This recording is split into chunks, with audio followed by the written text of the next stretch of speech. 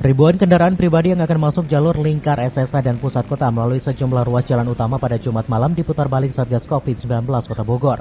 Yang bisa masuk hanya kendaraan angkutan umum dan online, petugas medis, ambulans atau mobil jenazah, mobil dinas TNI Polri, angkutan logistik sembako, masyarakat yang akan melakukan suntik vaksin dan warga yang akan melakukan aktivitas darurat. Pembatasan mobilitas warga pada malam hari ini sebagai upaya antisipasi persebaran varian Omikron di Kota Bogor pada PPKM level 2 yang dalam 3 hari terakhir mengalami peningkatan.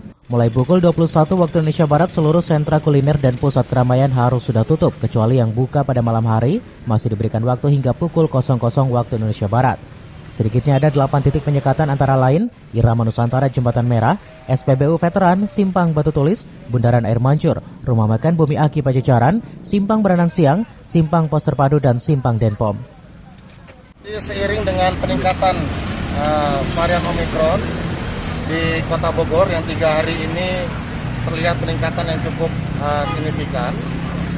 Kemudian juga penerapan level 2 pada Kota Bogor, maka Satgas Covid memberlakukan penerapan disiplin prokes khususnya pembatasan atau mengurangi mobilitas pada malam hari.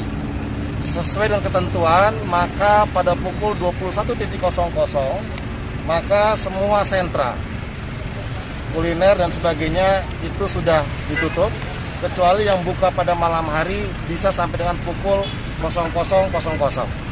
Sehingga setelah beberapa saat kemarin masyarakat di Kota Bogor pada level 1 dengan berbagai kelonggaran, saat ini kami perlu membiasakan kembali untuk mengurangi mobilitas dan menjauhi kerumunan. Dan malam hari ini sebanyak 8 titik pada ruas protokol Jalan Pajajaran dan SSA mulai kami lakukan penutupan, mengingat ruas jalan ini adalah menjadi cross antar kecamatan di Kota Bogor. Kapolresta pun terus mengingatkan warga agar tetap mematuhi protokol kesehatan secara ketat, menjauhi kerumunan dan mengurangi mobilitas. Dari Kota Bogor, Herman Bons melaporkan.